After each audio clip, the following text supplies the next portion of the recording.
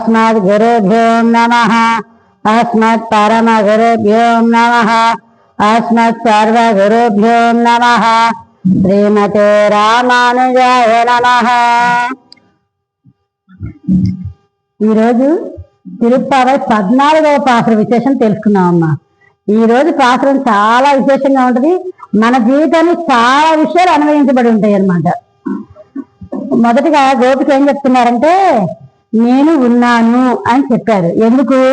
నేను ముందులో ఏం చెప్పారంటే, ఆ గోపిక నీకెందుకు, నేను వచ్చి మిమ్మల్ని లేదు నేను తీసుకొని వెళ్తానని చెప్పారట। చెప్పి లేదంటమ్మా, నిద్రపోతూ ఉన్నారట। మరి నాయకత్వ లక్షణాలు నేనున్నానని చెప్పినప్పుడు ముందే లేచి అందరినీ పిలవాలా లేదా? లేదట। అలాగే తెల్లవారింది, సూర్యుడు తెల్లగా ఉదయిస్తున్నాడు అని చెప్తున్నారంటమ్మా। వాళ్ళు బయట గోపికలు అన్నారంట, ఏమ్మా రాత్రి పొద్దుపోయిందా ఏంది? ఎర్ర కలువలు వికసించాయి, ఎర్ర కమలాలు వికసించాయి, నల్ల కలువలు ముకిలించాయి అంటే అర్థం ఏంటో తెలుసా?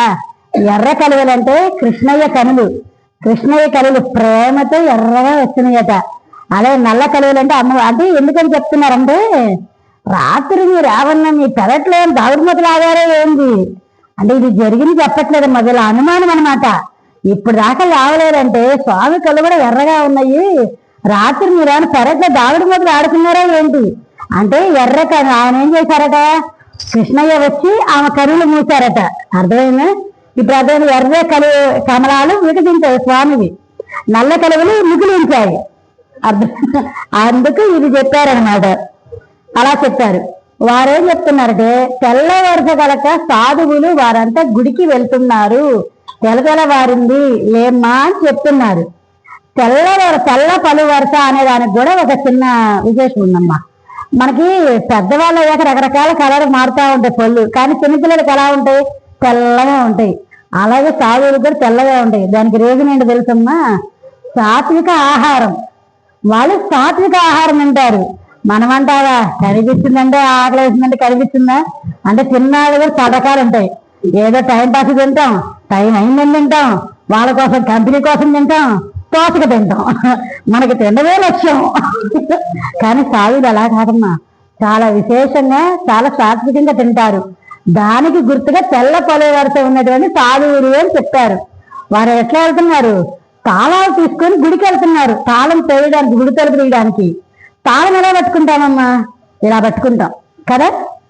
అంటే ఇక్కడ కూడా ఒక విశేషం చెప్పారు, తాళం ఇలా పట్టుకుంటాం కదమ్మా, ఇది జ్ఞానముద్ర।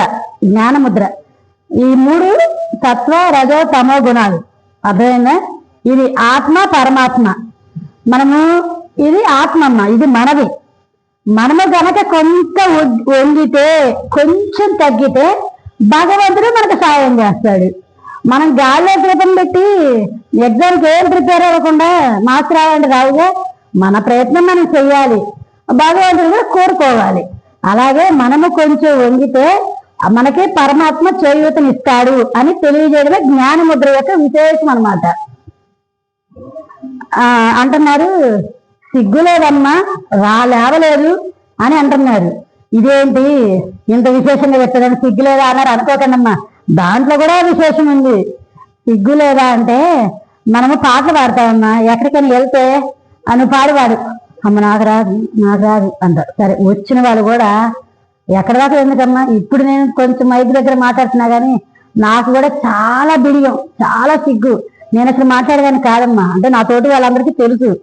అంటే పాట పాడాలన్నా కూడా గబక్కని ముందుకు రాము, ఎవరు రావమ్మా, చాలా మందికి ఉండే అలవాటే। పాడేవాళ్ళు చాలా కొద్ది మందే ఉంటారు, ఏళ్లలోనే ఉంటారు। అంటే భగవంతుని కీర్తించడంలో, పాట పాడడంలో సిగ్గు వదిలేయాలంటమ్మా।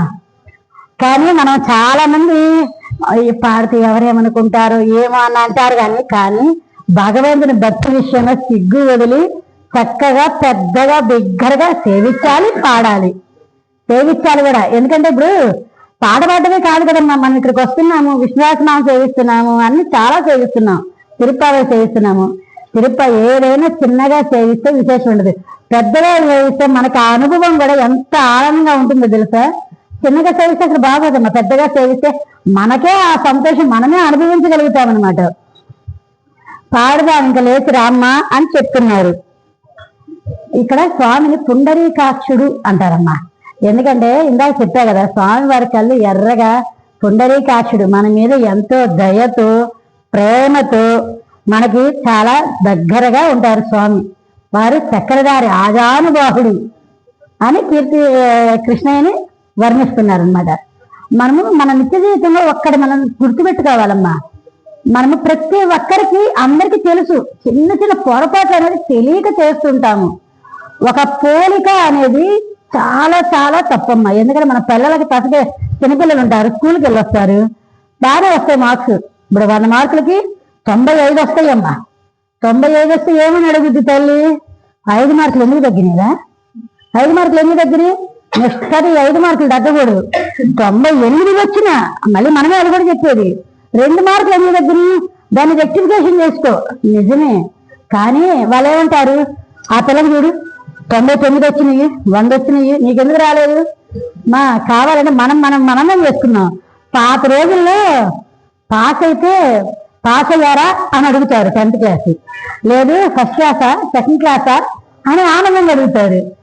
సెకండ్ క్లాస్ వస్తే పర్లేదు అంటే 58% వచ్చినాక సెకండ్ క్లాస్ వచ్చినా పర్లేదులే 2%గా పర్లేదులే పాస్ అయ్యాక చాలే నానా అనేవాళ్ళు. ఇప్పుడా 98 వచ్చినా 99 వచ్చినా ఇంకా ఆ 2 దగ్గర అడుగుతున్నారే కానీ పిల్లల్ని మనం పక్క వాళ్ళతో పోల్చామనుకోమ్మా వాళ్ళకి చాలా బాధ వేస్తుంది. ఇప్పుడు ఎందుకు ఇంతమంది పెద్దవాళ్ళు తెలిసి తెలియక ఆత్మహత్యలు చేసుకుంటున్నారు? ఆ టెన్షన్ తట్టుకోలేక మెంటల్ టెన్షన్. పిల్లల్ని ప్రశాంతంగా వదిలేసేయండి. ఏమవుద్దమ్మా 2 మార్కులు తగ్గితే 4 మార్కులు తగ్గితే వాళ్ళు చదివినంత చదువుతారు, వాళ్ళకి ఇష్టమైంది చదువుతారు. వాళ్ళు చదివే కోర్సులు కూడా వాళ్ళ ఇష్టానికి వదిలేస్తే వాళ్ళు తృప్తిగా సంతోషంగా చదువుతారు. అవునా కాదా? మనమేదో నువ్వు ఇదే చదవాలి అన్నామనుకో వాళ్ళు భారంగా కష్టంగా చదువుతారు. మన ఇష్టంగా వాళ్ళకి ఇష్టం వచ్చింది చేర్చామనుకో వాళ్ళు ఇష్టంగా చదువుతారు. ఇంకొక విషయం, మనం చదువు ఒక్కటే కాదమ్మా. ఇప్పుడు రోజులు చూస్తున్నా కదా, 100కి 99 మార్కులు వస్తాయి. కానీ వాళ్ళని పోయి ఓ పాల ప్యాకెట్ తీసుకురమ్మన్నాం అనుకో, పాల ప్యాకెట్ ఎక్కడ అమ్ముతారు? ఎంత పాల ప్యాకెట్ రకాలు మనం చెప్పామనుకో, ఈ పాల ప్యాకెట్ తీసుకురా, పాల ప్యాకెట్ రకాలు ఉంటాయా ఏది అంటే ఇన్ని డౌట్లు అనమాట. ముందు మనం చదువు ఒకటే కాదు, ప్రతి ఒక్కరు జనరల్ నాలెడ్జ్ తప్పనిసరిగా కావాలమ్మా. 100కి 100 మార్కులు రాకపోయినా పర్వాలా. ఇప్పుడు పిల్లలకి ఏంటంటే బయట ఎలా మెలగాలి, బయట ఎవరితో ఎలా ప్రవర్తించాలి, ఎలా మాట్లాడాలి, ఎలా అడ్జస్ట్మెంట్ అవ్వాలి, ఇది ఏమి ఇప్పుడు పిల్లలకి నేను ఎవరిని బ్లేమ్ చేయట్లేదు, మా పిల్లలతో సహానే చెప్తున్నా. అందరూ అలాగే ఉన్నారు, ప్రపంచమే అలా ఉంది. అలాగని ఎప్పుడు పోలిక అనేది పోల్చకుండా పిల్లలకి ఎలా మెలగాలి. ఇప్పుడు అడ్జస్ట్మెంట్ ఇప్పుడు ఏదైనా ఒక మాట అన్నారమ్మా, సరే అని కామ్లో వచ్చేసి కావాలంటే అమ్మకి చెప్పు పర్వాలా, కానీ నానా పెద్దోళ్ళు మీ మంచి కోసమే చెప్తారు, మీరు ఫీల్ అవ్వద్దు, దాన్ని ఈసారి అన్వయం చేసుకొని మారండి అని చెప్పాలన్నమాట. అంతేగాని ఎప్పుడు వాళ్ళు మాత్రం పిల్లల్ని ఎప్పుడు మనము తగులాడకూడదు, కొట్టకూడదు. ఆండాల్ తిరువడిగలే శరణం, ఆళ్వార్ తిరువడిగలే శరణం.